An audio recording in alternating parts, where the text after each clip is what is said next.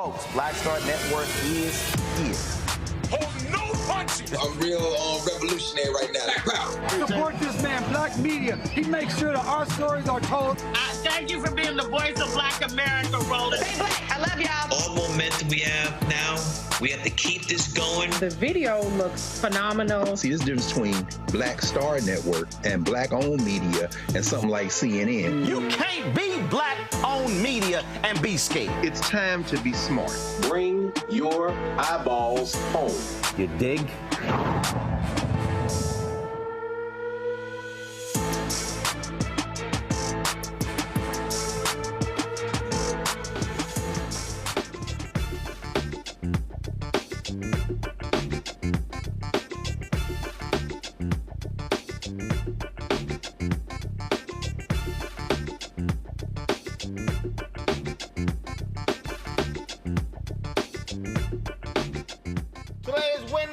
February 7, 2024, coming up on Roland Martin Unfiltered, streaming live on the Black Star Network. A Mississippi civil rights group says the police in Lexington, Mississippi, constantly harass and abuse Black residents in this majority Black town. The Justice Department is already investigating the CD for discrimination practices. Civil rights groups, the civil rights group JUILAN, will join us on the show. The founder will be right here to explain their lawsuit. Georgia DA Fani Willis continues to dodge MAGA bullets since charging Donald Trump and his cronies. I'll talk to an attorney who will walk us through the hurdles Willis must clear to continue the prosecution. Senate Republicans have blocked the border Ukraine-Israel funding bill, and Republican Senator James Lankford, guess what, says his life was threatened for his attempt to reach a border deal with Democrats. We'll also continue reflecting on the Flint water crisis by looking at how much attorneys are getting from the lawsuits they filed for those affected the most. It's time to bring the funk on Roland Martin Unfiltered on the Black Star Network. Let's go. He's got it. Whatever the miss, he's on it. Whatever it is, he's got the scoop, the fact, the find. And when it breaks, he's right on time and it's rolling. Best believe he's knowing. Putting it down from sports to news to politics. With entertainment just for kicks, he's rolling. It's on go, roll, roll, y'all.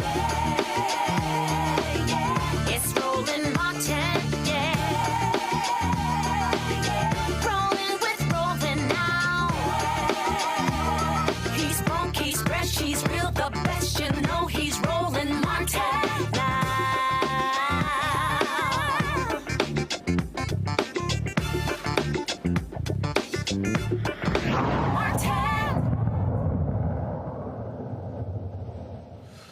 A Mississippi town that is 80% Black. They are under investigation by the Department of Justice for the harassment of Black residents. Now they've been hit with a discrimination lawsuit claiming the police department harasses and abuses Black residents.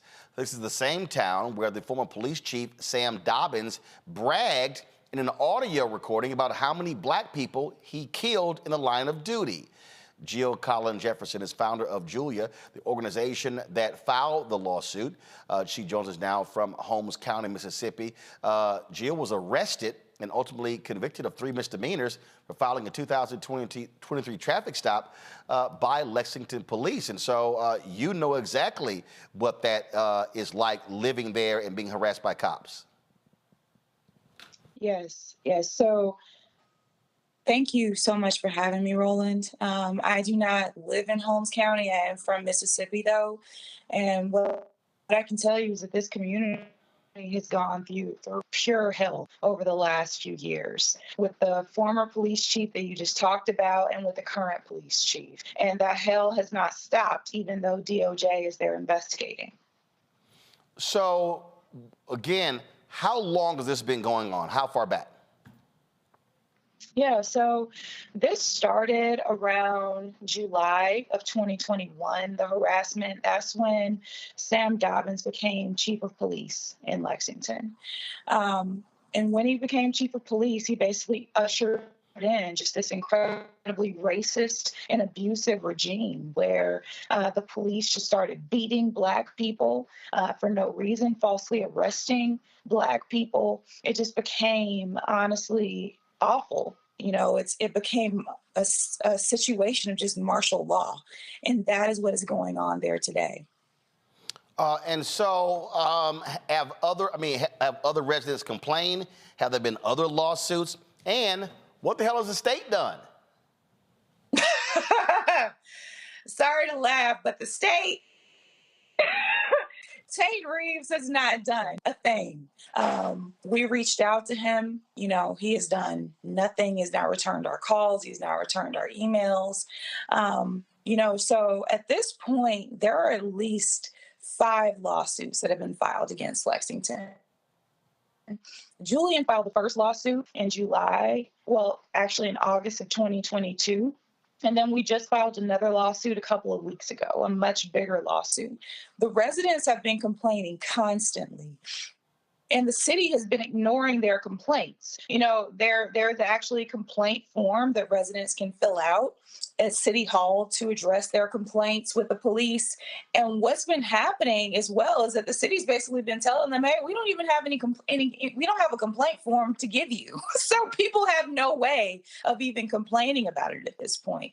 Those are the links that this city government is going to just ignore the Black citizens. This is a predominantly Black town that is run by a white minority. Wow, that is absolutely crazy. So, you're a city council there. Is a majority Black city council? It is. The Board of Aldermen is majority Black. The situation, it makes no sense, but I can tell you that the people who are on the Board of Aldermen. So first off, Lexington is in Holmes County, which is the second poorest county in the country. These are some of the poorest Black people in the United States. And so it is not very hard for the wealthy white power structure to, pay somebody to run, and fund their campaign and make sure they get elected. And then basically that Black person is their puppet throughout their term. That is what has happened with the Board of Aldermen. So you've got a majority Black Board of Aldermen, a white police chief, attacking, harassing, abusing Black people, and he still has a job. So the police chief is now Black. Okay, so this guy we talked about the previous. So the current. So wait a minute. So the current police chief is Black, but the abuse is still going on? Yes. So this police chief was the former police chief's second in command. He is just as corrupt. He was helping the former police chief carry out all of the abuses that they were carrying out on Black people. And when he became chief, he just continued that. Wow. So the lawsuit that y'all have filed, is it a federal lawsuit or state lawsuit? It is a federal lawsuit, and it is the biggest lawsuit against Lexington to date. We have about 20 plaintiffs. We have claims that range from excessive force because of the police just beating people. Our lead plaintiff, Leroy Seacrest, this man actually he intervened when LPD was beating somebody else, a mentally handicapped young woman. They were beating her on the side of the road. Mr. Seacrest intervened. A couple of days later, the police arrest Mr. Seacrest's son at the basketball court. And they did this in order to lure Mr. Seacrest. He goes to the basketball court to check on his son, and when he gets there, the police beat him up and arrest him because he had intervened when they were beating somebody else just a couple of days earlier. Wow, that is absolutely insane. Well, glad that y'all are on the case, and so certainly we'll be following this story to see what happens next. Thank you so much, Roland. All right. Again, this is just beyond crazy. My panel, we have, of course, joining us today, Scott Bolden, attorney here in D.C., former chair of the National Bar Association, PAC. Also, Rebecca Carruthers, of course, vice president for Fair Election Center out of D.C. Scott, I will go to you first. I mean, when you hear this, and again, DOJ comes in, and we've had all of these different stories, it's absolutely insane. And unfortunately, you know, I think back to Ferguson, 67% black, and the things that were happening there. A lot of these places, again, you have, you know, majority black population, and it's like, really? Yeah, but you keep presuming, and me and others presume that because the melanin in our skin, that somehow friendship is kinship, and it just isn't. And so you have the for lack of a better word, the house Negro doing the slave masters begging, the 2023 version of it, at least according to what your last guest said. But Roland, you could go around this country and find smaller communities where white power structures are in place, or even black people, and the police are abusing their citizens. When you are the least and the lost and the left out, as Marion Barry used to say, when you have poverty of the mind and lack of education, it's easy. It's easy to abuse. And if you don't have a defender, or you don't have one with courage in the power structure or the council or the mayor or even in the police department to stand up for those folks and their rights, yeah, what you just heard is easy. You could go to each state in this union and find a smaller population like that, and I promise you, you'd find those same abuses. And the lawsuits are the first step, but now you've got to make sure the judiciary is going to give you a fair shake. Because when people become hopeless and helpless and don't believe that there is a way to right these wrongs, what do? They just accept it. Even though the fight is on, they get tired of fighting. And again, remember, you know, this is justice, fairness, and America, if you will. But we're just not there yet. We're just not there yet. Yeah, and that's and the thing is, you know, there are people, Rebecca, who believe, hey, we can't do anything. But again, like we talked about with Ferguson, no, you can. You actually are the majority. You can throw people out. You can put people in who do the right thing. And this is why we constantly say on this show to people, stop believing you don't have power. This is why I absolutely reject people who say crap like, oh, voting does nothing. Voting means nothing. You're right. Voting does nothing and means nothing if your ass don't vote. Well, you know, to Scott's point, it sounds like the black police chief is really Django. It doesn't sound like he's actually someone who's supportive of the black folks in Lexington. No, if that's how the black police chief, he ain't Django, he's Steven. Yes, thank you. He's Steven. He's Steven in this analogy. Thank you for that, Roland. So look, the thing is, yes, there is power that the folks in Lexington have. You know, when I think about some of the work that Black Voters Matter did in North Carolina, where they went into predominantly black towns that had all white representatives, and they were able to do some basic community organizing and get black electeds in position. But also, it's not good enough just to have some someone with a black face in positions of power in smaller towns like Lexington, but actually having people who actually have the community's values and that they're actually going to support and fund and put resources behind the values of the community. To terrorize this area of poor black folks simply is not acceptable, whether it's white folks doing it or it's black folks who are doing it to uphold white supremacy. One thing that I do want to say and do note, not to be flippant, yes, it is real easy in a small town like this to find a candidate, run a candidate with little to no money. That's pretty simple. That's basic organizing 101. But to address the mental state and the terror that many of these black residents have undergone by being under such harsh regime, I want to note that as well, because anytime that we talk about building black power, there's also, like you outlined in your book, White Fear, there is white backlash. And so as we're figuring out how to build back black power, especially in these small, rural, southern towns, we also have to think about how do we protect the black folks in that town while that transition of power is occurring. Absolutely. All right, folks, hold tight 1 second. I'm going to go to break. We come back, more on Roland Martin Unfiltered, including talking about what's happening in Flint, where lawyers there are making a ton of money off of a class action lawsuit. What are the residents getting? Also, we will talk about Republicans in Congress, talk about whining and complaining about the border, and then when you have an opportunity to fix it, you don't do it because Donald Trump told you not to. We'll talk about that as well. You're watching Roland Martin Unfiltered on the Black Star Network.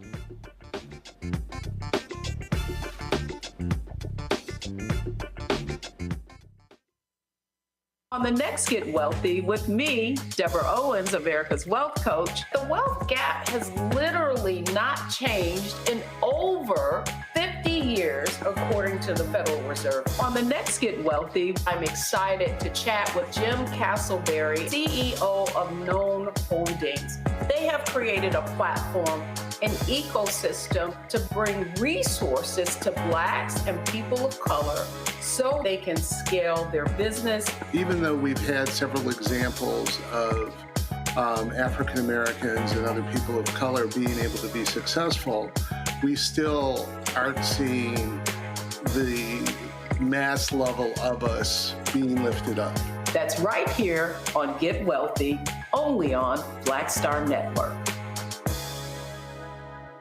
For the last 15 or maybe 16 years, 18 years, I'll say, since when I moved to LA, I hadn't had a break. I hadn't had a vacation, probably a week vacation here and there. Right. This year, after I got finished doing Queen Sugar and we wrapped it out, because I knew I had 2 TV shows coming on at the same time, I said, I'm going to take a little break.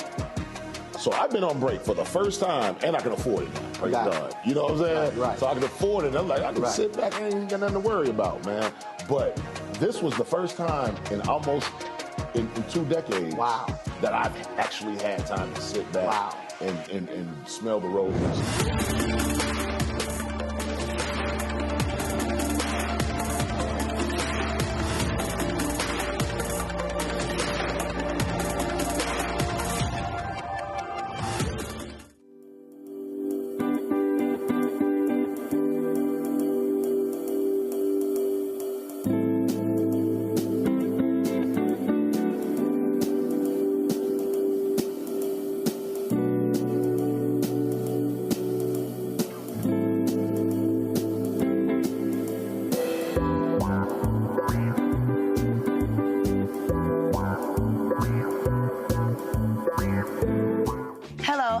J. Parker, truly proud on the Proud Family. I am Tommy Davidson. I play Oscar on Proud Family, Louder and Proud. Hi, I'm Jo Marie Payton, voice of Sugar Mama on Disney's Louder and Prouder, Disney Plus. And I'm with Roland Martin on Unfiltered.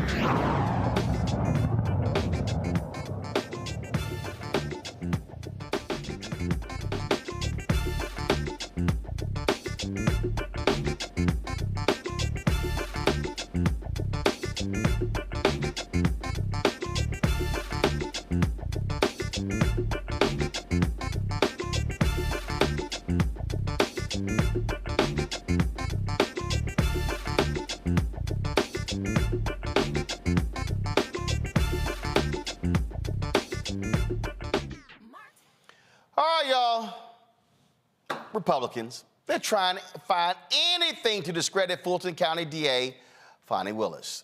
Of course, Fani Willis and Nathan Wade, one of the top prosecutors in the Georgia election interference case against Donald Trump and 18 others. They're going to have to testify at an upcoming evidentiary hearing set to examine allegations that they were involved in an improper relationship while investigating Donald Trump.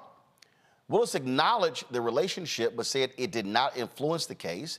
Georgia Republicans are figuring out how they can try to impeach the prosecutor. In fact, the state is also launching a committee to investigate Fani Willis. Joining me now, to discuss all of this that Willis is facing is attorney J. Edward Shipp. So, Attorney Shipp, glad to have you here. First of all, do you do any business with the Georgia DA's office? So I've had a couple of cases in front of the Georgia DA's office, to be honest with you, Mr. Martin. Okay, so but you're not like a special prosecutor or whatever, so just want to establish that. No, we don't have that. So here's the first thing, and I'm just going to go ahead and say it. Fani Willis, it was dumb to pick somebody she's having a relationship with to be on the team. I'm going to say that. Bottom line, anybody knows that this is a high-level case that everybody's paying attention to. What you do in cases like this, you want to be above board. You don't want there to be any sort of anything that can get in the way of this. And the reality is, her decision to pick Nathan Wade, in my estimation, is the reason we even having all these conversations, and this is a screw up on her part, because none of these discussions would be happening if she did not pick him. Be involved with whoever you want to be involved with, but the moment you bring your relationship to work, it's a problem. Your thoughts? All right, so I will agree with you. Yes, this is one of those cases whereas you have to be on your P's and Q's to make sure that any semblance of impartiality or anything like that cannot be brought up. And yes, there was a mistake in this in which she did bring her partner to work with her. But again, we have to be mindful of the fact that this Black woman is basically being singled out for these things just to muddy the waters. It's not necessarily a situation of any of this being a detriment to Roman's constitutional rights. There's no detriment to former President Trump's constitutional rights. All it is his attorneys are trying, Roman's attorneys are trying to do whatever they can to muddy the water. And now you have Steve Sadow, who's come in, joined in on this motion, bringing up the fact that she talked about it in church, one of our own beloved institutions in which we can normally bring our grievances to the altar. Who is this Steve dude? Who is this? Okay, so Steve Sadow is a local Atlanta attorney. He's representing Donald Trump in this particular matter, and that's who's his attorney for his Georgia case. Got it. So, but let's be clear. You're an attorney. Look, yes, you do what you got to do to try to get your client off. So, I mean, the bottom line is that's what you do. So again, I think there's a difference between being rightfully critical of the actions of Fani Willis, separate from, I think it's utterly ridiculous the Republicans in Georgia are creating this committee. You've got to investigate her. Now you've got Republicans in Congress trying to subpoena her to come testify as well. And so what you really have here are, outside of the attorneys for those who have been indicted, what you really have are people on the outside trying to do all they can to get Donald Trump and his followers off from being going to trial in this case. That's what's going on.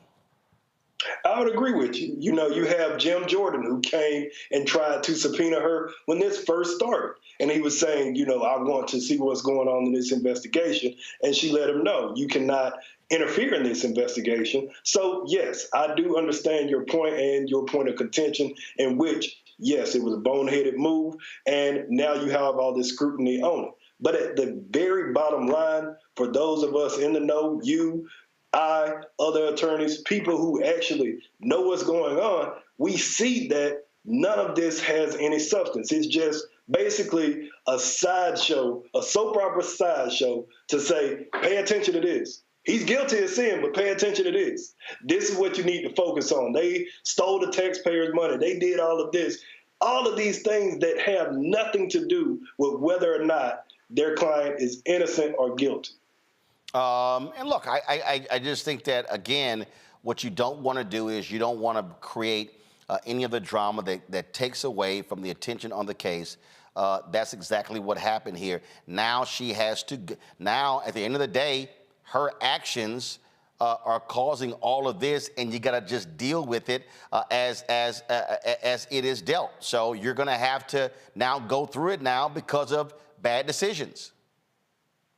Yes, sir. That's correct. I can't disagree with you on that one, man. Well, we'll see what happens. Again, we'll be watching this. And look, I don't think, first of all, it's nonsensical to think that because they had a relationship that you should be throwing all the charges out. But it is causing unnecessary delays in the trial. Final comment, go ahead. Thank you. Nope, go ahead with your final comment, go ahead. Oh, final comment. So I look at this and I see everything as far as, like you said, they're trying whatever they can to throw it at the wall to see what may stick. They're saying, well, she did this, it was unconstitutional, he shouldn't have been sworn in. All of these things that have gone before a judge before, and the judge said, no, it's not something that is going to make this case go away. So to continue to try it and to continue to try and muddy those waters, that's exactly what they're doing. I hate to see it. I hate that she's going through it, but this is something of her own machination, so we got to deal with it. All right, Ben. Attorney Shipp, appreciate it. Thanks a lot. Thank you, sir. Thank you for having me. Appreciate it. Scott, I want to go to you. And I've seen a lot of people talk about this here.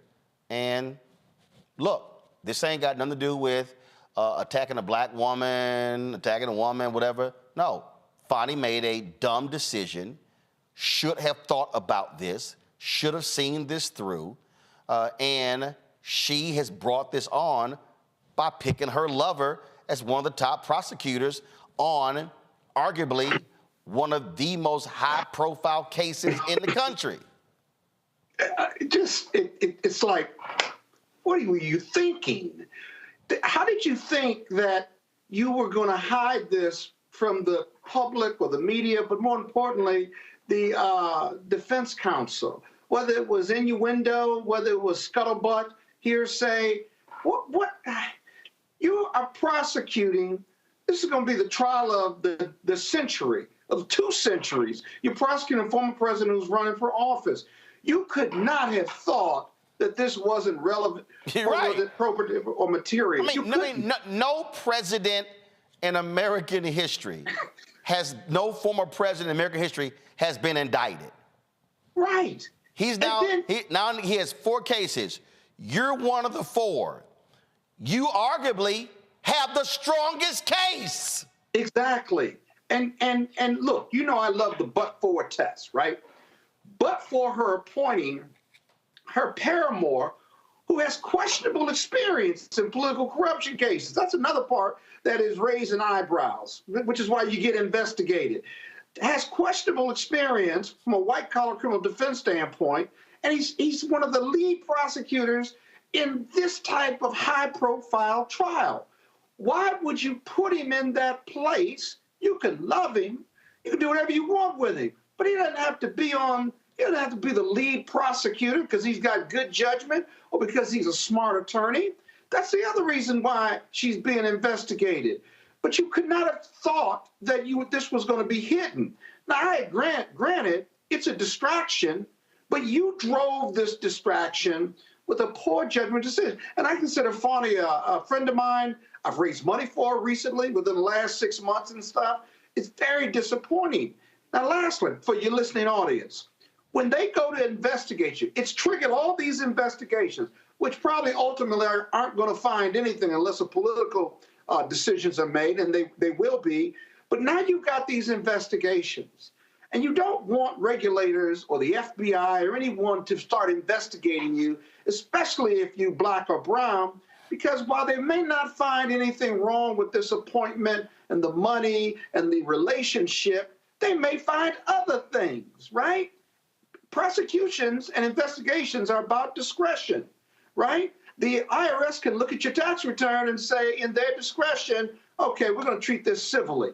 Another prosecutor or IRS agent could look at it and treat it as a criminal offense simply because they have discretion. This is a very dangerous position for her to be in. And then lastly, she won't recuse herself. She won't throw her paramour off the case. He should step down. Yep. And then lastly, this is even more important, that she put him on this case when he's in the middle of a divorce, which meant she was a witness to their divorce perhaps, but that's another parallel civil proceeding whereby she was subpoenaed, could have been subpoenaed before all this came out. They settled that case, but they delayed in getting this off the front pages. And you know how to get it off the front pages, make it go away. Have him resign from the prosecution team. She may or may not recuse herself, but you got to do damage control once you make poor decisions like this. And none of that's occurred, or it's not occurred in a timely fashion. That would be my best advice to her and her team right now. I saw you shaking your head, Rebecca. You know, in the past, I've done crisis management for elected officials, and there's many boneheaded things that I've seen. You know, I'm going to give a piece of advice out for listeners, and especially for elected officials who are watching this. If you are involved in something that's high stakes, i.e. you're a prosecutor and you are prosecuting a high-profile case, if you're running in a competitive election, something to consider is that your opponents probably have you on under some type of surveillance. They're watching where you go, what's your normal patterns, who's going in and out of your home. And you need to know that. So for Fani Willis to be prosecuting the former president of the United States, arguably, she's the only person that's standing between him and the Oval Office again, is this particular case. So she should have known anything that she does in her personal or her professional life was now going to be under scrutiny. And think about who all of Trump's allies are. He has allies domestic and he has allies internationally. When we even look at what happened in 2016, what even happened in 2020 with allegations of Russia and other countries helping to support his presidency. So she had to have known, or should have known, that all of those forces and resources behind Trump would also turn towards her. And so she should have lived in such a way to be above any type of reproof of understanding, hey, you're in the big leagues now. It's just not good enough to show up in a power suit, have your hair done, you know, be in front of the media. But this is high stakes. This isn't just, you know, for her career, but it's arguably for the presidency. First of all, dude used to be in the Oval Office. He's running for president right now, okay? He is the Republican leader. The entire Republican apparatus is coming after you. This is where you sit here and you say, everybody who's on the team, ain't nobody with a tax lien. Right, exactly. First of all, you vet every person on your team. You say, ain't nobody related, ain't nobody screwing, everybody's taxes are up to date, you have paid your water bill, you have paid your light bill, you have not attended any fundraisers, you don't give the campaign. You have a squeaky clean team because, and again, I am not an attorney, but I'm smart enough to say we can't give them anything to question. That's right. That's right. And Roland, you know what? I tell you, I would supplement friendly amendment to my colleague. Self-investigate yourself. Yes. I know that's a double whatever. Forgive me. Self-investigate yourself, because I ran for office in 2006. I did a self-investigation. I had private investigators investigate me and give me your report. Because this is even worse. But Scott, people who run for office, they literally hire people to say, that's right, your job is to do opposition research. You go investigate me, and you bring me the file of the stuff that they gonna use against me. That's right. One of the first things is who you're sleeping with. Roland, I sat down with a candidate who was an elected official who was running for Congress.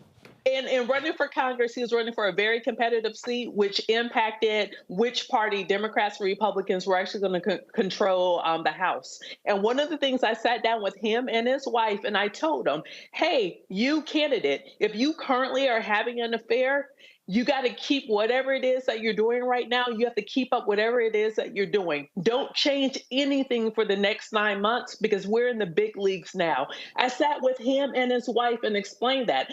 I don't care what y'all do inside the four walls of your house, but as soon as it goes outside of the house, now that impacts me, that impacts the campaign. So one thing that I tell these people in these particular positions is you got to fight like this because they are coming after you, because the easiest way to defeat this case is to break down Fani and to break down Nathan. Just like my colleague said, fire him. You don't need Nathan. Nathan's billing the most out of the entire team. So at this point, he kind of is dead weight, and he doesn't even have the credentials or the background to be your number one biller on this type of a case in terms of billable hours. So at this point, cut bait. And like what Scott said, it makes sense if she did step back because this case is strong enough that any competent prosecutor can move it forward. So don't jeopardize this case. Let me tell y'all something. That was a dude named Cal Cunningham, who was the Democratic nominee for the United States Senate out of North Carolina. Cal Cunningham was leading Tom Willis around 3 or 4 points. Then all of a sudden, what happened? The news came out that Cal Cunningham was having an affair, and somehow the signal messages got out. Now, and text messages, but now here's the whole deal. Okay, Signal is an encrypted app. It's phone to phone. So the only way you can't tap into Signal. Okay? I have it on my phone. So the only way a Signal message got out is either you took a screenshot and saved it, or somebody else did, or the person you talking to didn't put disappearing messages and they left everything on there and took their phone into a store or whatever and somebody saw it. That's the only way. That's the only way. Yeah. This fool, he does this here, and then what happens? Boom, numbers go down. He ends up losing because of that. If you are Fani Willis, you have to, you say nothing, and you're absolutely right. It's like right now. So I saw the story. She's now trying to squash the subpoenas. This came out, breaking Fulton County DA Fani Willis moves to quash, hold on one second, I'm gonna pull this tweet up. Give me a second. Here we go.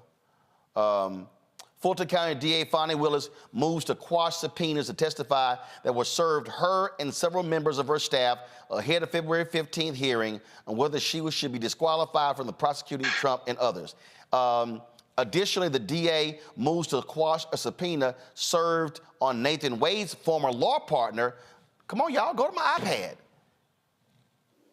Thank you. Served on Nathan Wade's former law partner, Terrence Bradley, as well as a subpoena for the production of Wade's financial information from Synovus Bank. All right, this is real simple. You're Fani Willis. You have been publicly saying to people, no, our relationship began before we began the investigation. You know what you just now open up? We now are gonna call all staffers and others and ask them, did you see the two of them kiss? You see the two of them holding hands? Did you see the two of them have any interaction before the investigation starts? If one of them says, now, the Trump people have already put out that now again, this is opposition lawyers. They do this all the time. But the Trump lawyers are claiming they have two witnesses who claim they were together after this whole thing started. I mean, it's all sorts. But again, Fani, you created all of this, and you're absolutely right. Go to him and say, man, you my lover. Hey, things are great between us, but you off this case. Right. You're off the case. Deuces. To sit here and still be fighting to keep your man on the case, and he's been paid in excess of $650,000. They are using that against you. So the story no longer is about the case, no longer about the actions of Trump. Now, you have now focused all of the attention, and guess what? In your mind, Fani Willis might think, hey, we can beat this thing. But you are creating the distraction. And when you are the prosecutor, the DA, what do you tell your entire team? Don't be a distraction. Don't go out and get a DUI. Don't go out and sit here and slap your girlfriend around in public. Don't sit here and cuss out somebody at the store, because you become the story and not the case. But Roland, one other point, though, that we haven't talked about. This plays into Trump's hand of delay. Yes. Now, this was going to go last anyway, but now it's going to be further delayed because these investigations and these motion practices about her and this relationship. And listen, Trump is winning now. And this is what's so stupid. Winning. I got some fool on YouTube, Akeem Smith, Roland, it's her own business, her personal life. No, fool. Let me explain something to you. It ain't your personal life when the person you sleeping with, you hire on the special prosecution team and pay them $654,000 of taxpayer money. Your personal life now becomes public business. Roland, so just hey, for Mr. Smith, just to give you some context, presidential elections cost billions of dollars. Billions of dollars is spent. Billions of dollars is on the line. We don't just have American operatives trying to influence the outcome of the election. We have foreign operatives. That's right. We have billions and billions of dollars in foreign money that's trying to impact the election. So at that point, there is nothing, well, this is her personal life. Look, I get it. Dating in Atlanta could be very tough, and you find love where you can find love. However, this ain't it. This is not going to work well for any of them. Wait. Here's the deal. Ain't nobody say get rid of your man. But you got to kick him off the team. Well, and if it's love, the love will survive this. You can still date the man. Y'all can go out, y'all can be lovers, y'all can go dance or whatever, but he can't be on the prosecution team. Hey, Roland, one of our mutual friends said to me last night, he said, boy, that must have been a hell of a love affair. A hell of a love affair. It must have been a hell of a cruise, because according to the documents, they went to the Caribbean and cruised. Hey, I don't care. I don't care. I don't care how good he is. I don't care. You don't care that he put that Nathan on her? I don't care. If the theme song is Aaliyah's Rock the Boat, I don't care what it is. I do not care. What you do not do is allow anything to get in the way of one of the biggest trials in American history. The Donald Trump trial, if it goes to trial, will be 10 times as bigger than O.J. Simpson. Yeah. And Christopher Darden and Marcia Clark, even though they never confirmed it, it was still one of those things out there where there were accusations that Christopher Darden and Marcia Clark, the lead prosecutors prosecuting O.J. Simpson, there were allegations that they were having an affair, and it was impacting with the choices they made with prosecuting O.J. Simpson. But guess what?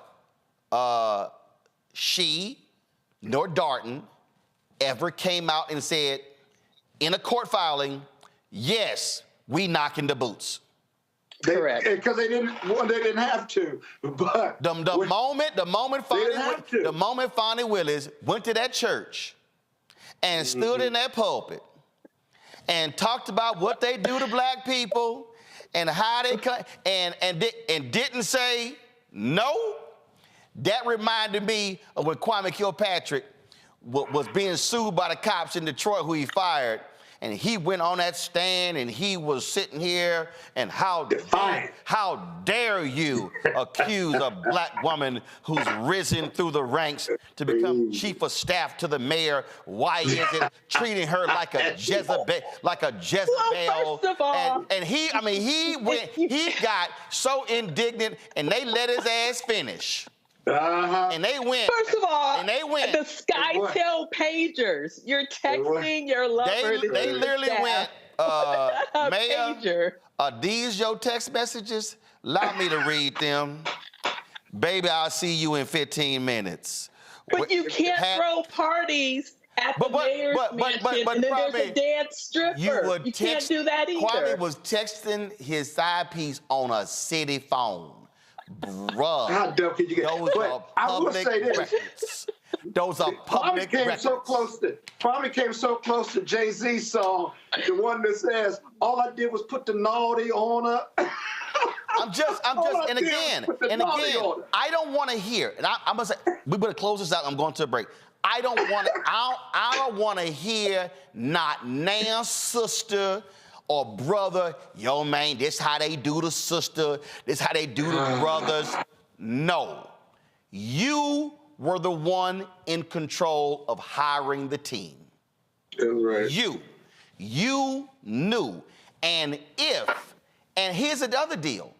If you had hired him and then y'all working on the case, it led to y'all hooking up, the moment that happens, he still got to be off. So I don't care if y'all hooked up before the investigation or after the investigation. This impacts, and again, it impacts the cohesion of the team. Yeah. You sitting here, okay, what's our strategy? I don't care who you say. You on the team like, well, we know who he voting for. No, I'm just saying, so again, I see all this commentary. This is 100% on Fani Willis. She screwed up.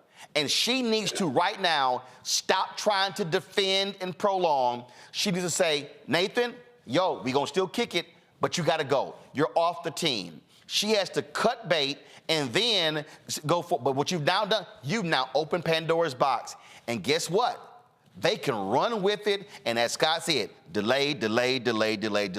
All right, y'all, gotta go to break. We come back, we're gonna talk about 10 years after the Flint water crisis. Also, there's some residents in Flint who are not happy with the amount of money that the attorneys are getting in this class action lawsuit. And one of the attorneys, frankly, made some derogatory comments about the residents on a Race Wars podcast. I'll explain when we come back. Be sure to support the Black Star Network. Join our Brina Funk fan club. Senior check and money order to P.O. Box 57196, Washington, D.C. 20037-0196. Cash App, $RM Unfiltered. PayPal, R Martin Unfiltered. Venmo is RM Unfiltered. Zelle, Roland at RolandSMartin.com. Roland at RolandMartinUnfiltered.com. Also, of course, download the Black Star Network app, Apple phone, Android phone, Apple TV, Android TV, Roku, Amazon Fire TV, Xbox One, Samsung Smart TV. We'll be right back. Grow your business or career with Grow with Google's wide range of online courses, digital training, and tools. Gain in-demand job skills with flexible online training programs designed to put you on the fast track to jobs in high-growth fields. No experience is necessary. Learn at your own pace. Complete the online certificate program on your own terms. Stand out to employers, get on a path to in-demand jobs, and connect with top employers who are currently hiring. Take one professional career certificate program or all 6. Earn a Google Career Certificate to prepare for a job in a high-growth field like data analytics, project management, UX design, cybersecurity, and more. All professional career certificate programs must be completed by December 31st, 2024. Scan the QR code to complete the application. There are 1,000 scholarships available. Grow with Google and J. Hood and Associates. Be job ready and qualify for in-demand jobs. Next on the Black Table with me, Greg Carr.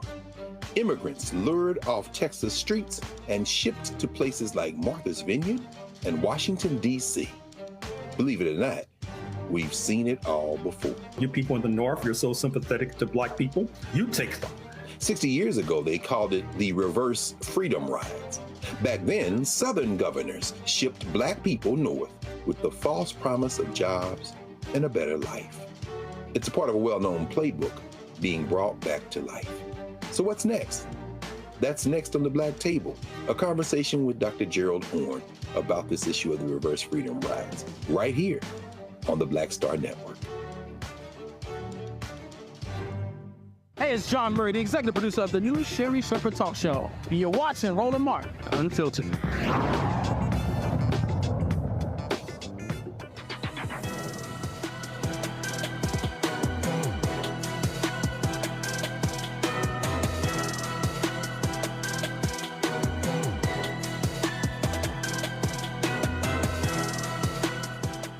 All week we've been talking about the 10th anniversary of the Flint water crisis. And on Monday's show, Jordan Charlton with Status Quo said something that captured my attention. And so this is what he said. The settlement, the civil settlement, I got to tell you, I mean, I don't live there. I wasn't poisoned. But when it's all said and done, residents, when they get paid, might, if they're lucky, per family get about $7,000, $8,000. I'm not saying that's nothing, but that doesn't even pay for a really good home filtration system in most cases, not to mention the medical bills and extra bills if you have a child with learning difficulties. So I saw that, so I began to look up some stories, and I began to see what residents were talking about. And in fact, several residents, a number of residents, have actually filed lawsuits challenging the amount of money that the attorneys are getting in this case. And Corey Stern is one of the attorneys that is one of the lead attorneys in this.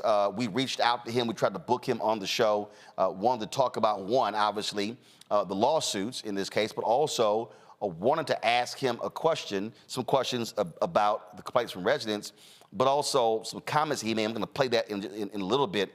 But again, you got a number of residents who say, wait a minute, the attorneys in this case are just making way too much money as a result of this, millions of dollars. Kevin Thompson is pastor of the St. Mark Baptist Church of Flint. Glad to have you on the show. So Pastor Thompson, what exactly are you hearing residents say when it comes to what they believe is too much money being taken by these attorneys as a result of the settlement?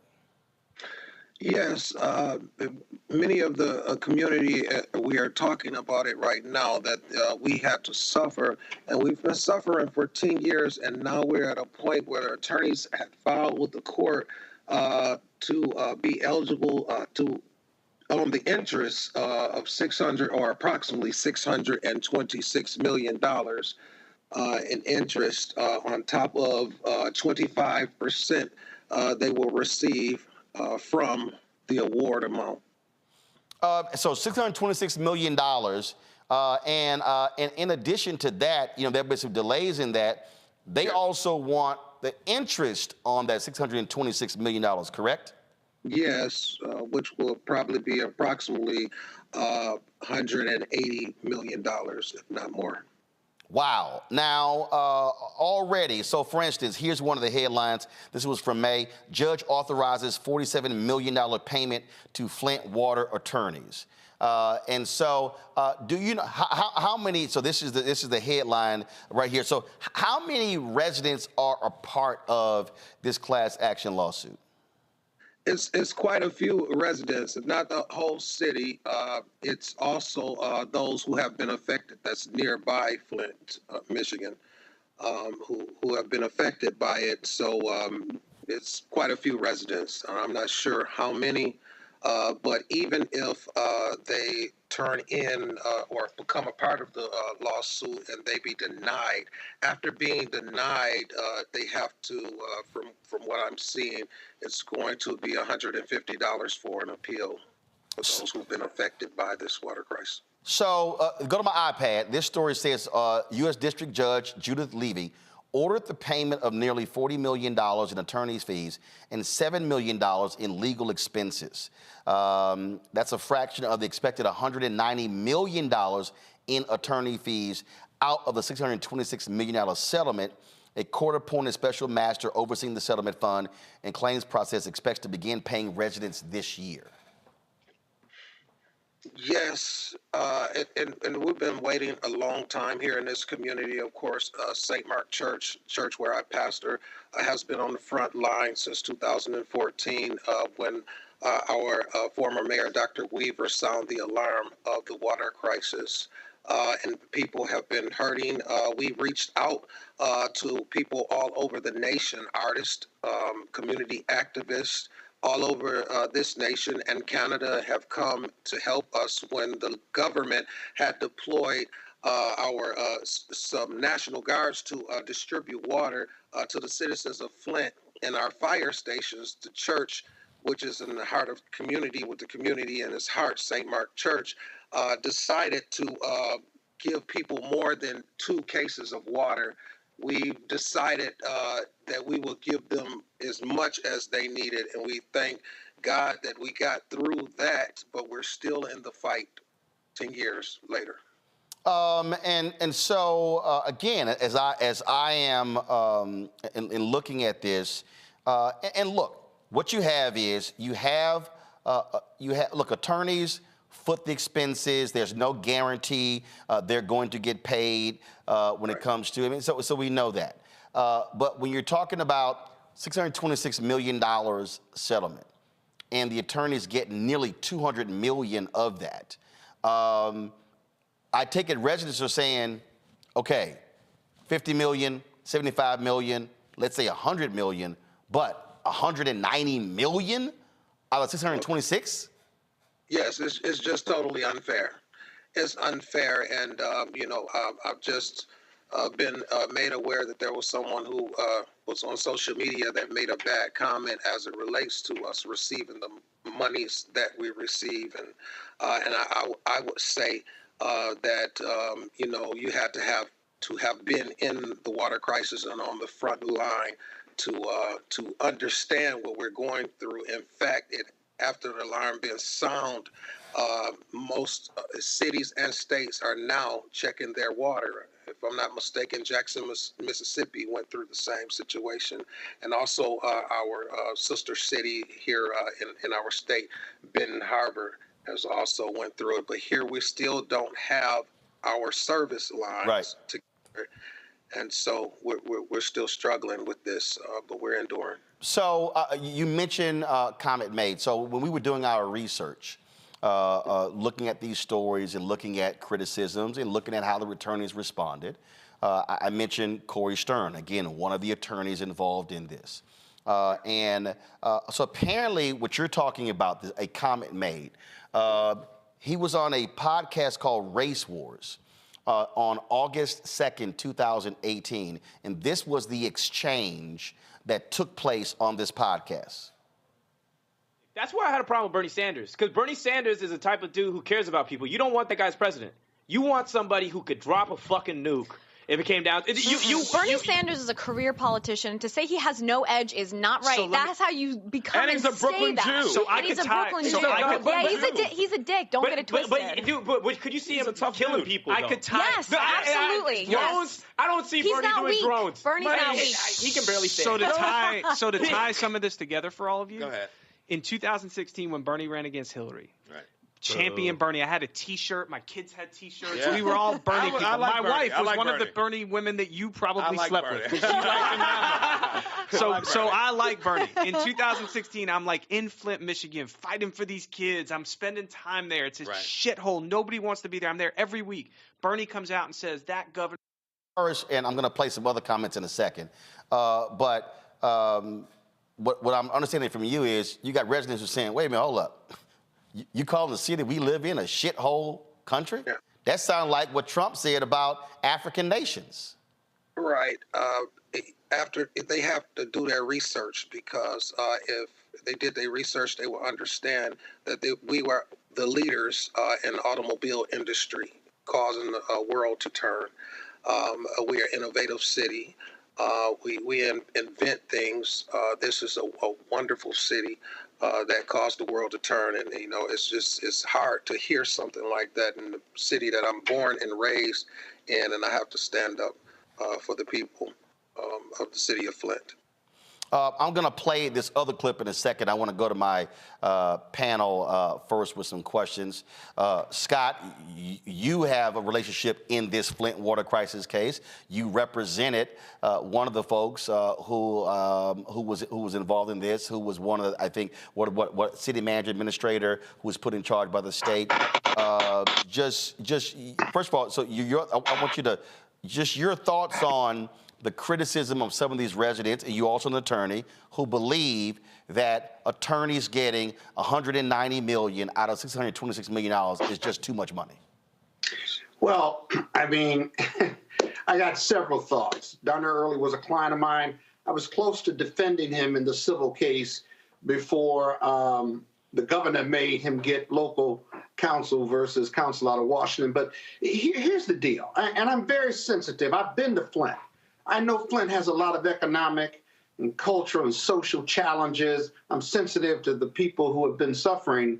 But let me just say this. Blaming the lawyers or trying to cut their fees isn't the answer. The lawyers didn't cause the water Flint crisis. All of those families signed up with these lawyers. They signed contingency fee agreements. 25% is low compared to 32% or 33% or even 40%, right? And these residents didn't spend a nickel protecting their legal rights. They all did it on a contingency fee basis. They all signed contracts. And unfortunately, this is the art of the litigation deal. This is how it works on the plaintiff side. I'm a defense lawyer, so I've never done plaintiff's work, but I certainly understand it and get it. Now, the challenge isn't to cut the lawyers' fees. I understand that's an attractive argument. The issue is, then let's not settle for 626 because that's nowhere near $1 billion. You couldn't cut a deal for enough money to satisfy, or rather to make these residents whole based on what they've been through, as well as the state and federal government's continued failure. They still don't have new pipes. So I'm very sensitive to that.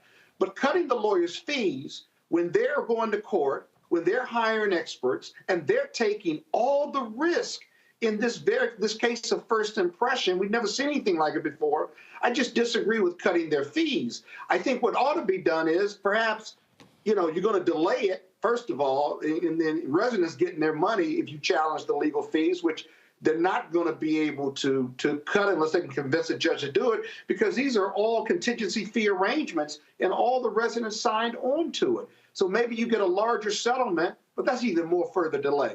So it's a tough situation, but cutting the fees of the lawyers who work so hard for these residents, notwithstanding the race war stuff, I don't support that at all. You know that, Roland. But it's a tough issue, but cutting the attorneys' fees who did all the work and took all the risk isn't the answer either, is it? And I say that to you, Roland, as well as Pastor. Pastor, go ahead.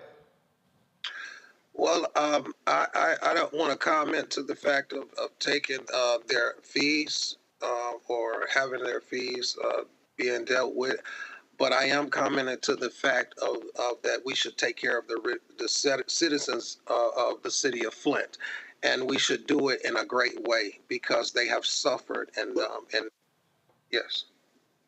So cutting the lawyers' fees and giving the residents more, even though the lawyers are the primarily responsible for getting them that $626 million, how does that solve the answer? How do you reconcile that with signed, executed retention agreements, contingency fees, and the lawyers are responsible for getting that award? You're going to cut their fees, which means it's offensive to the hard work that they did to get that $626 million, because you want the residents to get more of it. there's no place in civil litigation for those types of arguments, and it's really fundamentally unfair to those lawyers who fought so hard for those residents. How do you reconcile that with any reasonableness? And you have your opinion to that, but this is my opinion.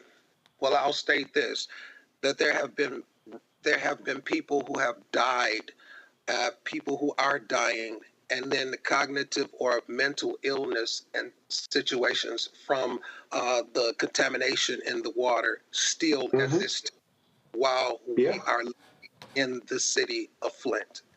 So with that being said, my heart is for the city. This is where I was born and raised, and of course, I'm going to stay in the fight to help the citizens of the city of Flint. That's a real good point. Hold on one second. I got to go to a break.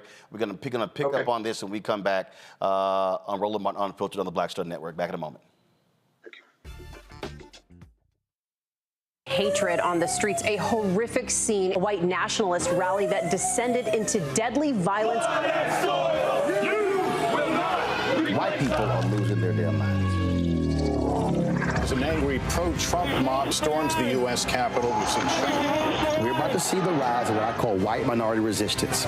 We have seen white folks in this country who simply cannot tolerate black folks voting. I think what we're seeing is the inevitable result of violent denial. This is part of American history. Every time that people of color have made progress, whether real or symbolic, there has been what Carol Anderson at Emory University calls white rage as a backlash. This is the rise of the Proud Boys and the Boogaloo Boys. America, there's going to be more of this. Here's all the Proud Boys, guys. This country is getting increasingly racist in its behaviors and its attitudes because of the fear of white people. The fear that they're taking our jobs, they're taking our resources, they're taking our women. This is white fear.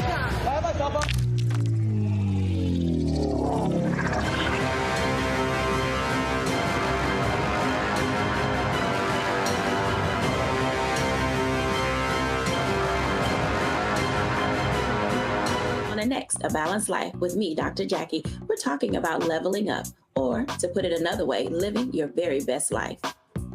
How to take a bold step forward that'll rock your world. Leveling up is different for everybody. You know, I think we fall into this trap, which often gets us stuck because we're looking at someone else's level up journey, what leveling up means to them. For some, it might be a business venture. For some, it might be a relationship situation, but it's different for everybody. It's all a part of A Balanced Life. That's next on Black Star Network. Farquhar, executive producer of Proud Family. You're watching Roland Martin Unfiltered.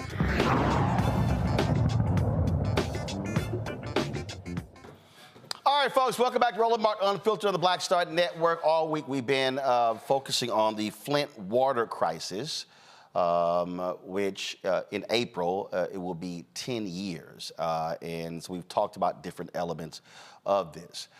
Residents have been involved in various lawsuits. There are multiple attorneys involved in this as well. And as a result, you have a settlement of about $626 million. Well, of that, attorneys involved are going to be receiving about $190 million. That hasn't sat well with a lot of residents there. They have actually tried to block that amount of money. And so Scott Bolden's attorney, he was talking about that fee structure. He said, which is, you know, when it comes to class action lawsuits, is very, very low. Scott, before we went to break, you're about to make a comment to Pastor Kevin Thompson, who is a pastor of the St. Mark Baptist Church in Flint. Go right ahead. Yeah, and Pastor Thompson, his argument or your argument goes to the amount of the settlement. As I understand the settlement, the residents, it comes out to about $7,000 to $8,000 per resident. Even if you took the attorney's fee, let's say you reduce the attorney fees in half, for example, give them $80,000 or $70 million or $80 million less. One, that wouldn't cover the attorney's fees for those hardworking lawyers. But secondly, I'm not convinced that would even double the amount the residents would be receiving. And so remember, not only do you have the fee contract with the attorneys, but the residents who make up the class action have to sign off and approve and agree to accepting the $626 million, knowing that the lawyers are going to get 25% of that, which is low.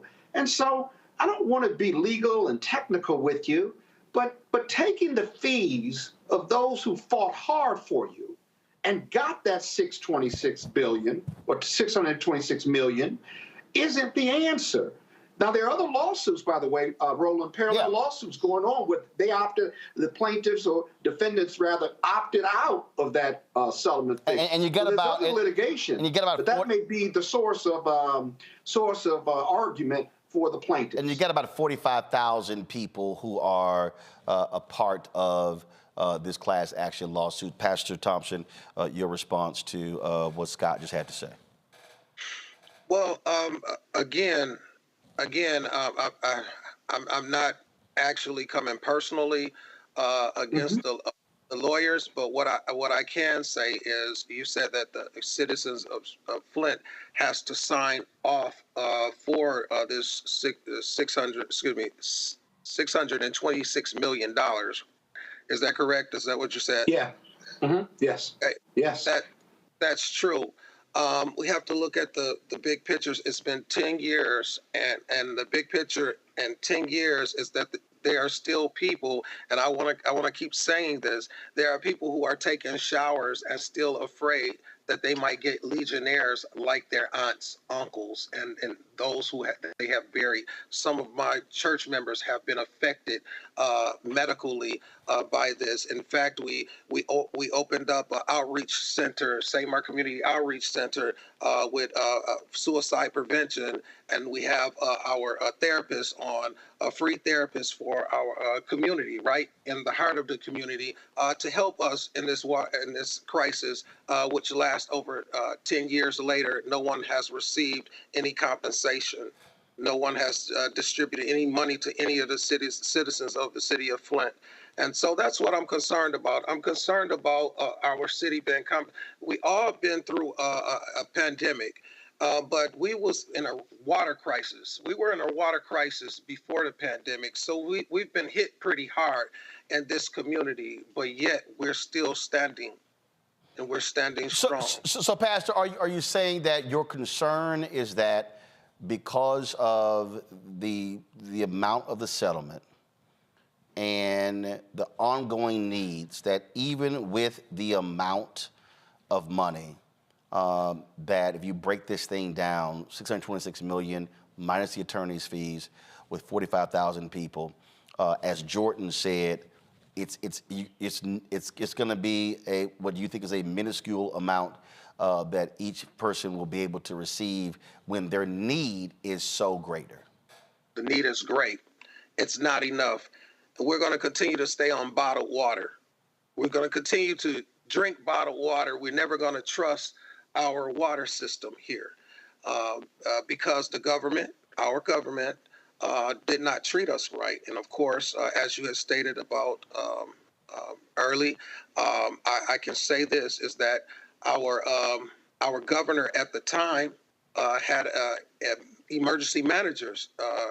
This was an emergency management situation, and some local officials. But we had no say in it. And some people knew something was wrong with this water. And so we've been suffering that long, so no amount is great. I just believe that we should do what is right. And, and I quote Dr. King, if you can't fly, then run. If you can't run, then walk. If you can't walk, then crawl. But whatever you do, keep on moving. And that's what the city of Flint is doing right now. We're going to sound the alarm, and we're going to keep moving. We will get through this.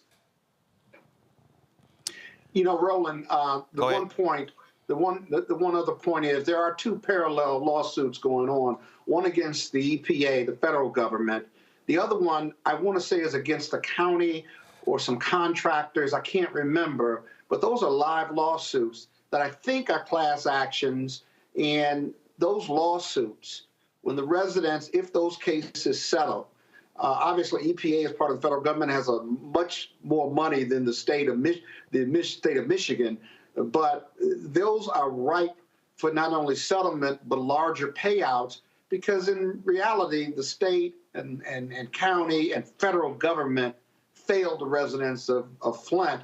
And if those cases settle, I hope the residents of Flint have thoughtful conversations with their lawyers and certainly know exactly what the payout will be to the residents as well as the lawyers, because I presume they have contingent fees in those cases as well. And you don't have to settle. They certainly need the money, and settlement works for everyone versus litigating for years and years and years.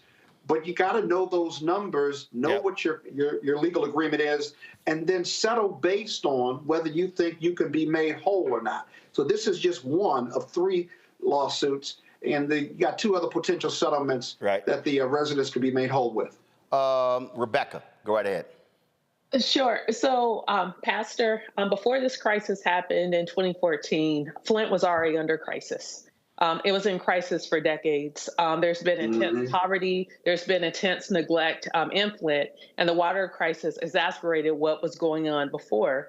So whether residents end up getting $8,000 apiece, even if they get $25,000 apiece, when it's all said and done, that's not enough for Flint, especially for a community that's been underutilized, under-resourced, and clearly forgotten. So my question is this. I saw that in October 2013, there was a master plan for Flint that was adopted. And I read through it to figure out, well, what were they trying to do? What's the future of Flint, Michigan? And that's the question I want to ask you, because as I reviewed that master plan, I didn't see a lot of call outs of what the future for Black residents in Flint looks like. So from your point of view, what do you think the future of Flint should be for those Black residents? And do you think that the state, do you think that even the local governments care about this Black city, and if it continues to be Black in the future, or if it's going to be selling up a lot of the land that's there, and, you know, from there, gentrifying a city, pushing out Black folks, and ignoring these Black folks who are in crisis now, exacerbated by the water crisis? Yes, I remember the master plan in 2013, and of course, we know that the city of Flint has been going through a lot. Here, you know about the movie Roger and Me before that, and here it is. We have what we call the master plan, and that was in 2013. I just believe that, in my opinion, that the water crisis was in that master plan just to move some of the people out of the city. Yes, I believe that. I believe that they have their plan. We're just not in it. I believe that they want to move us out, the churches, all of the businesses that we have that's been hanging on, and re-gentrify. I believe that they're trying to make it what they want it to be, whoever the powers that may be. I myself is going to continue to fight, because there's some people that don't want to leave. They want to fight. They want to stay with what they have. It's some people even right now that have come into our city and have bought a lot of land for some odd reason. So we know that we're not in their plan, but together we can make a difference. Together we can cause change, and that's what I'm looking for. I'm looking for a brighter, a bigger, a better, brighter future for the city of Flint, the home where I was born and raised in. I'm still proud of the city of Flint. So many actors, so many athletes, so many musicians have come from the city of Flint. And I'm going to fight hard, and I'm sure there's some people that will stand with me, because together we stand, divided we fall. We can build a bridge and tear down the walls of division and respond to our brother's call. Together we can make a difference. Pastor, you were, when you alluded to some comments that you felt were detrimental, again, we played this other comment from this Race Wars podcast.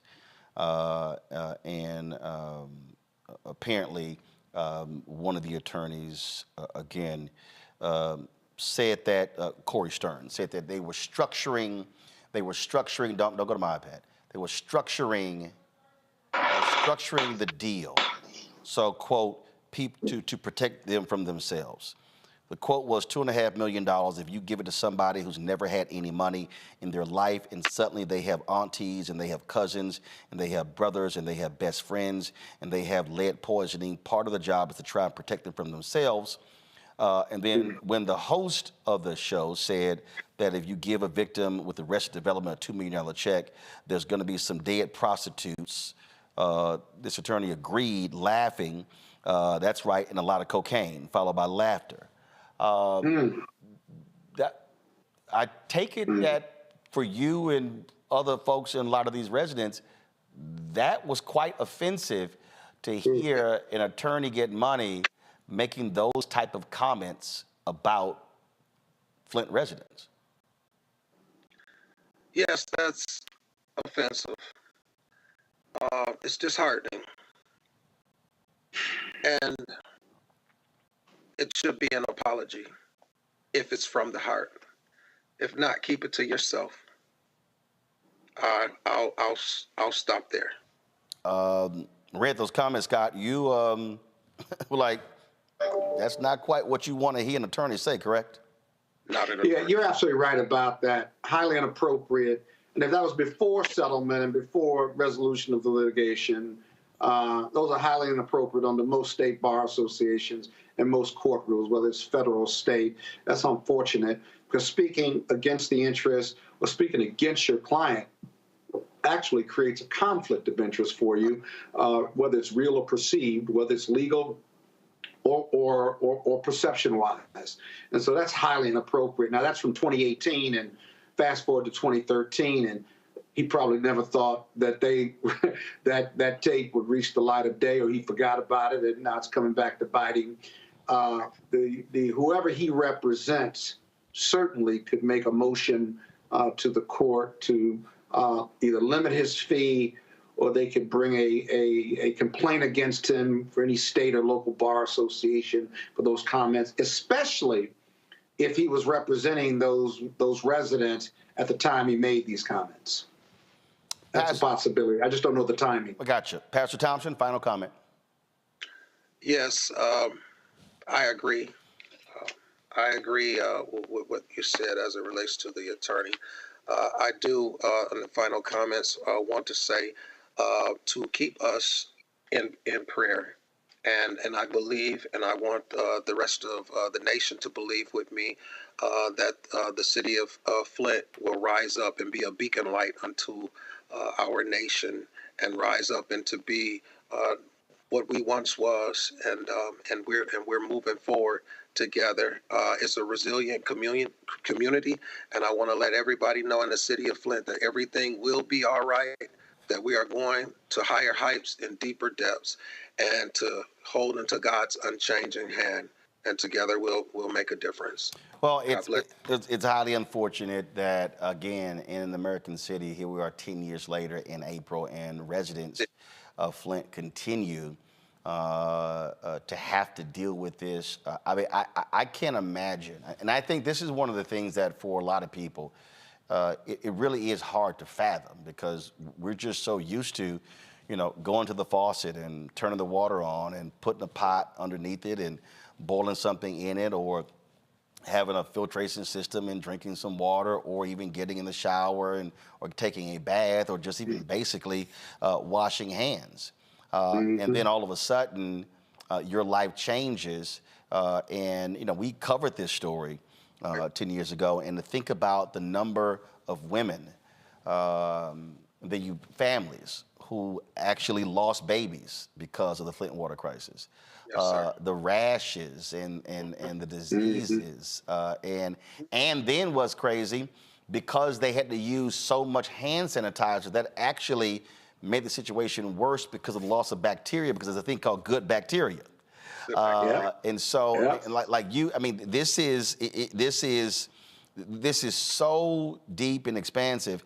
And I say probably what is secondary to the families that lost children in the womb due to this crisis are the children who now are going to have to be monitored their entire lives And this is where I think we're talking about the money comes in.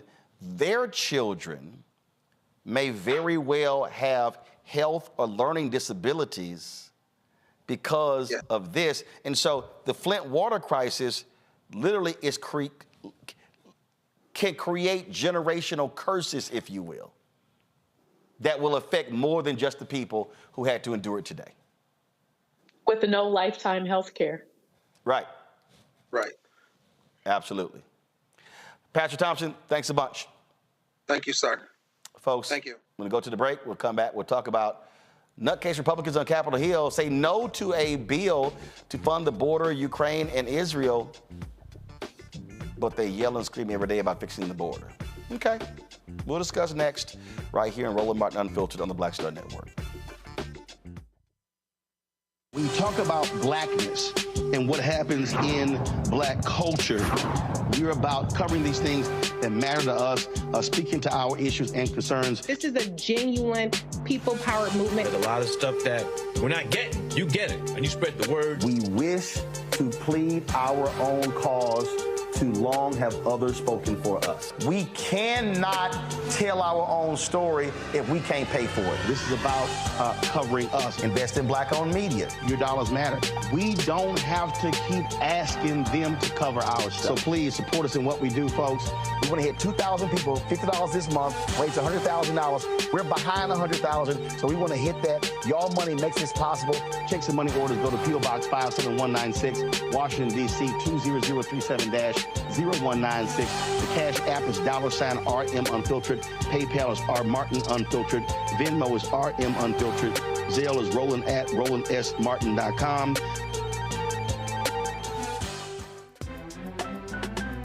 I'm Faraji Muhammad, live from LA. And this is The Culture. The Culture is a two-way conversation. You and me. We talk about the stories, politics, the good, the bad, and the downright ugly. So join our community every day at 3 p.m. Eastern and let your voice be heard. Hey, we're all in this together. So let's talk about it and see what kind of trouble we can get into. It's The Culture, weekdays at 3, only on the Black Star Network.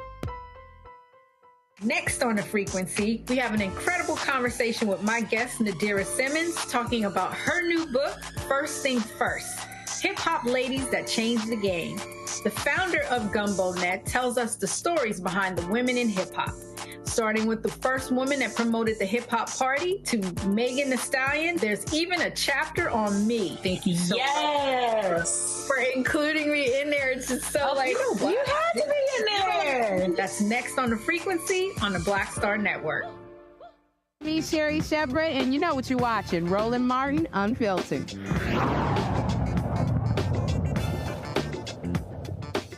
All right, y'all. So all of we've heard from Republicans for 3 years is Biden, get down to the border, fix the border. The invasion is destroying America.